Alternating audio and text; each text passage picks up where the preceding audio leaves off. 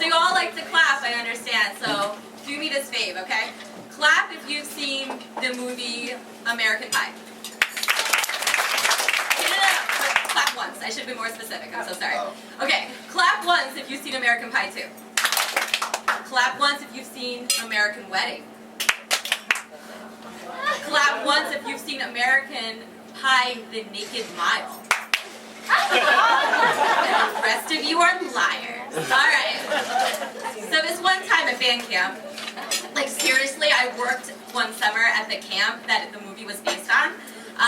So it's in Michigan, right? Here, okay? And basically I was wrapping up like my senior year of college.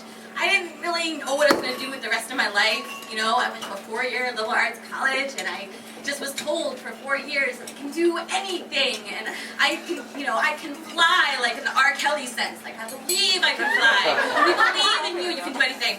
So I believed I could get a job, you know, being an arts administrator in New York City and make a living doing that, right? I know. And I believed that I could go to like, you know, somewhere down south and go get my MFA for like 2 years and join like an improv comedy troupe, you know, just be that cool chick. But the reality of things was that come fall, I had nothing lined up. However, I did have my last summer job of my college career, and that was to go to band camp. So I got on a train, and a bus, and another train, and a bus, and somehow made it to Michigan all the way from Connecticut. And when I got there, I had no idea what to expect. All I knew was they'd give me a long list, right, of things that I should bring to basically, you know, meet the requirements of the uniform. And there was a uniform. Oh yeah, this uniform. This uniform had been passed on for years because it's tradition. So I couldn't get away without wearing like a blue, like powder blue polo shirt, navy blue shorts, and knee socks. And there's something called knickers, you guys. Knickers, and they are not cool because they are corduroy and they go to your knees. And that's it. That's what it's got to be. So I got a job working in the concert office at Interlochen Center for the Arts.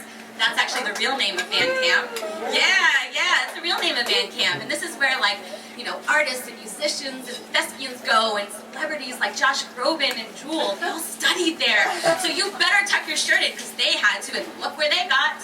So basically in the concert office, I was responsible for like staffing the concerts, the student concerts, where I got to hear like 6-year-olds play violin.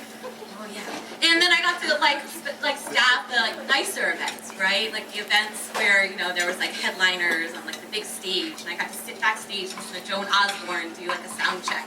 And like there's a part of me, like college, high school me, just like my heart just leaped through, like, you know, onto stage. I felt like, you know, we were one.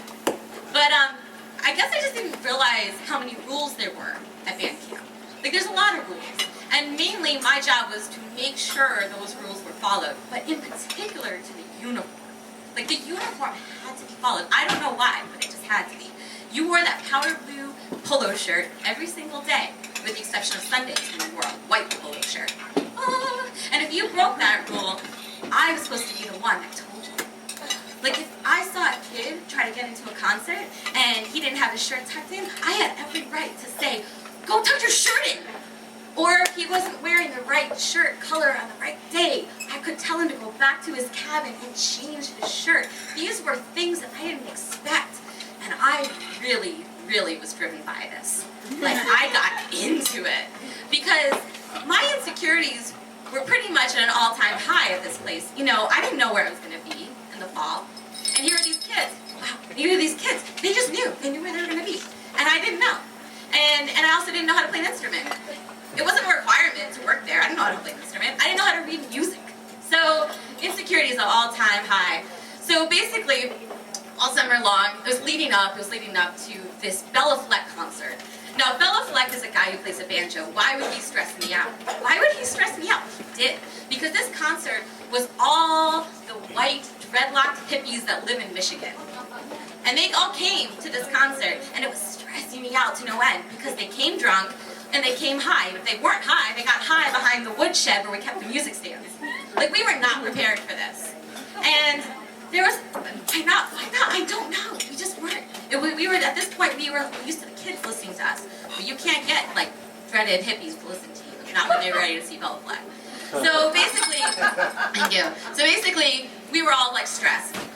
The summer was coming to an end, and we had our final concert. And our final concert was a student concert, and all the students came, and all the interlocking like residents came, and they brought blankets, and they sat outside. It was really, really nice, right?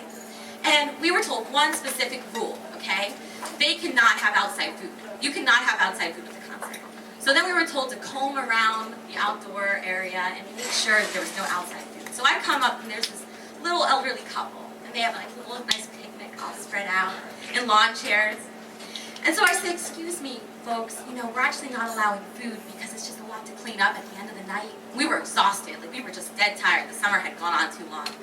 And so this guy looks at me with his big wide eyes, and he says, well, we've always brought food every single year. And I said, well, I know, but this year we're just not allowing food. I'm really, really sorry.